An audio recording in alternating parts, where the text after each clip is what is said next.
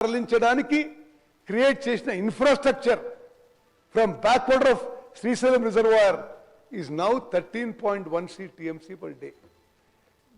నేను మళ్ళీ రిపీట్ చేస్తున్నా, తెలంగాణ రాష్ట్రం ఏర్పడి కల్వకుంట్ల చంద్రశేఖరరావు గారు ముఖ్యమంత్రి అయిన రోజు ఆంధ్రప్రదేశ్ అక్రమంగా కృష్ణా నదీ జలాలు తరలించే water డ్రాల్ capacity was 4.47 TMC per day.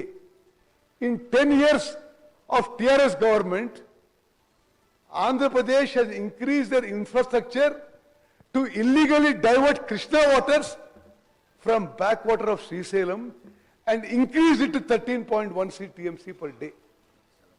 దీంట్లో అదే ఉండిన ఒక నిమిషం, దీంట్లో మా ప్రభుత్వం, కాంగ్రెస్ ప్రభుత్వం, రేవంత్ రెడ్డి గారి నాయకత్వంలోని కాంగ్రెస్ ప్రభుత్వం సాధించిన గొప్ప విజయం ఏంటంటే రాయలసీమ లిఫ్ట్ ఇరిగేషన్ స్కీము గత టిఆర్ఎస్ ప్రభుత్వంలో వైఎస్ జగన్మోహన్ రెడ్డి గారు ముఖ్యమంత్రిగా 3 టీఎంసీ పర్ డే వాళ్ళు నిర్మాణానికి ముందుకు పోతుంటే ఆ రోజు కేసీఆర్ గారు వారి ప్రభుత్వం పూర్తిగా నిశ్శబ్దంగా ఉన్నారు. మన ప్రభుత్వం వచ్చిన తర్వాత రాయలసీమ లిఫ్ట్ ఇరిగేషన్ స్కీమ్ ఏదైతే కృష్ణా నదీ జలాలు 3 TMC per day drawing capacity ఉందో కేంద్ర ప్రభుత్వం మీద, ఆంధ్రప్రదేశ్ ప్రభుత్వం మీద ఒత్తిడి తీసుకొచ్చి Rayalaseema lift irrigation scheme Andhra Pradesh పనులు ఆపించిన ఘనత మా ప్రభుత్వం దక్కిందని చెప్పి మనం చెప్తాం. నెక్స్ట్, అదేవిధంగా మాటి మాటికి కృష్ణా నదీ జలాల్లో ఓహో మేము అద్భుతాలు చేసినామని చెప్తుంటారు. ఇవన్నీ అంకెలు, these are all official figures. Krishna నదీ జలాల్లో మేము చాలా గొప్పగా చేసినాం, మీరేదో అన్యాయం చేస్తుందని పదే పదే వీళ్ళు చెప్తుంటారు. మేము 2014-15 ఏ సంవత్సరం అయితే కేసీఆర్ గారు ముఖ్యమంత్రిగా ప్రమాణ స్వీకారం చేసినరో ఆ సంవత్సరం నుంచి ప్రతి సంవత్సరం కృష్ణా నదీ జలాలు ఎంత తెలంగాణ రాష్ట్రంలో కృష్ణా బేసిన్ రైతులు ఉపయోగించిందో లెక్కలేసినాం. Highest ever use of Krishna water by Telangana farmers is in 24-25 after this Congress government has come.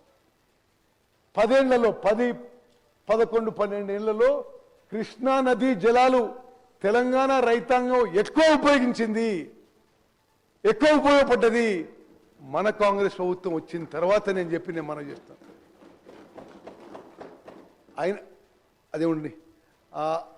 అయినా సరే దీంట్లో కూడా ఒక ముఖ్యమైన విషయం మీకు చెప్పాలి. కేవలం 299 టీఎంసీ మనకి సరిపోతాయి, 512 టీఎంసీ ఆంధ్రాకి ఇవ్వండి అని గతంలో ఉన్న బీఆర్ఎస్ ప్రభుత్వం ఒప్పుకుంది. మనం వచ్చిన తర్వాత అది కుదరదు, మనకే 555 టీఎంసీలు ఇవ్వాలని చెప్పి మన కాంగ్రెస్ ప్రభుత్వం కృష్ణా వాటర్ డిస్ప్యూట్ ట్రిబ్యునల్లో పోరాడుతున్న విషయం కూడా నేను యావత్ తెలంగాణ ప్రజానీకాన్ని తెలియజేస్తున్నాను. నెక్స్ట్, అదేవిధంగా ఇది కృష్ణా నదీ జలాలు illegally diverted outside the basin from Srisailam reservoir figures తీసినాం. ఎప్పుడు వాళ్ళు మాట్లాడే ఏమంటారు, అసలు ఉమ్మడి ఆంధ్రప్రదేశ్లో మోసం జరిగింది, మేము వచ్చిన గొప్ప చేసినాం, మరి మళ్ళీ ఇప్పుడు కాంగ్రెస్ ప్రభుత్వం వస్తే ఏదో మోసం జరుగుతున్న విధంగా మాట్లాడుతుంటారు. ఇది ఒక ఫాల్స్ నెరేటివ్, ఇది అసత్య ప్రచారం చెప్పడానికి ఈ ఫిగర్ తీసినాం. 2004 నుంచి 2014 వరకు ఉమ్మడి ఆంధ్రప్రదేశ్లో కాంగ్రెస్ ప్రభుత్వంలో మొత్తం 10 ఏళ్ల పాటు illegal diversion out side the basin from Srisailam reservoir, ఇది కృష్ణా వాటర్స్ 730 టీఎంసీ అయితే టిఆర్ఎస్ పార్టీ అధికారంలో వచ్చిన తర్వాత మేము తెలంగాణ కోసమే బతికినట్టు మరి నటించే వీళ్ళు అధికారంలో వచ్చిన తర్వాత 2014 నుంచి 2023 వరకు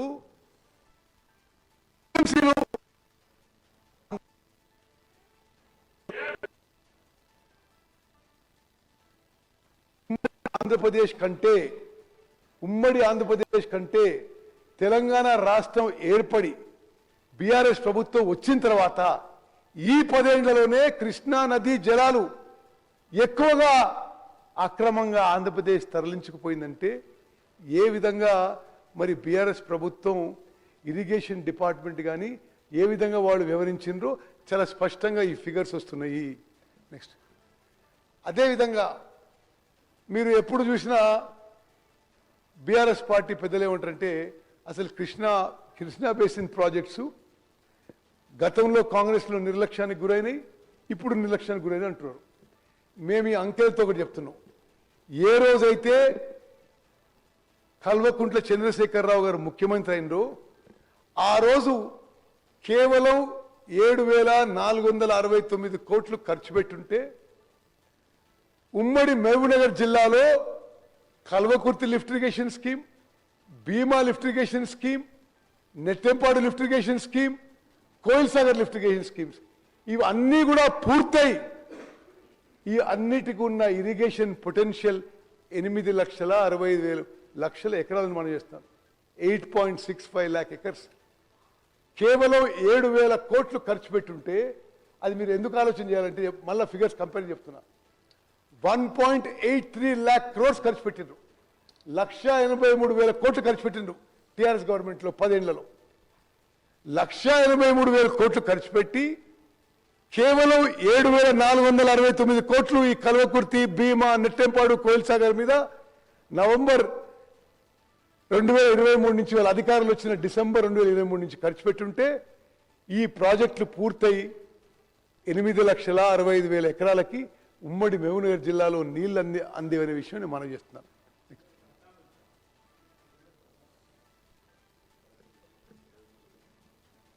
నెక్స్ట్ ఇది ఇప్పుడు వాళ్ళు ఉన్నప్పుడు ఏం చేస్తున్నారు, మనం ఉన్నప్పుడు ఏం చేస్తున్నాం.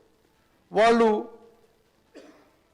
అధికారంలో ఉన్నప్పుడు కేంద్ర ప్రభుత్వంతో ఒప్పందాలు చేసుకున్నప్పుడు కేంద్ర ప్రభుత్వం కానీ కృష్ణా రివర్ మేనేజ్మెంట్ బోర్డులో మాకు 299 టీఎంసీలు సరిపోతాయి, ఆంధ్రప్రదేశ్కి 512 టీఎంసీ ఇవ్వండి అంటే 34% కృష్ణా నదీ జలాల్లో మనకు, 66% వాళ్లకు అని ఒక సంవత్సరం కాదు, 2015, 2016, 2017, 2018, 2019, 2020 రాసి 2020లో ఏం రాసిందంటే ఇక కృష్ణా వాటర్స్ డిస్ప్యూట్ ట్రిబ్యునల్ తీర్పు వచ్చే వరకు, supreme court judge justice Brijesh tribunal తీర్పు ఇచ్చే వరకు తెలంగాణకి 299 టీఎంసీలే, ఆంధ్రాకి 512 టీఎంసీ అని చెప్పి శాశ్వతంగా రాసి తెలంగాణకి మరణ శాసనాలు జన్మన చేస్తాం. వాళ్ళు 299 టీఎంసీలు అడిగితే మేము అధికారంలో వచ్చిన తర్వాత నేను స్వయాన ట్రిబ్యునల్ ముందు అప్పీర్ అయ్యి తెలంగాణకి ఆ 811లో 555 టీఎంసీలు కేటాయించాలని చెప్పి ఇప్పుడు వాదిస్తున్నాము, వాదనలు కొనసాగుతున్నాయి. అదేవిధంగా కృష్ణా డైవర్షన్ నుంచి పోలవరం నుంచి ఏదైతే గోదావరి నది జలాలు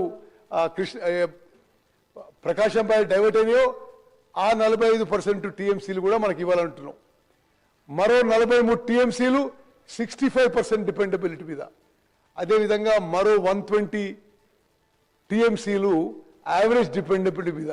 అంటే మొత్తం ఇప్పుడు ఈ కృష్ణా నదీ జలాలు ఈ జస్టిస్ బ్రిజేష్ ట్రిబ్యునల్ 1050 టీఎంసీలు ఆంధ్ర తెలంగాణ మధ్యలో డివైడ్ చేయాలి.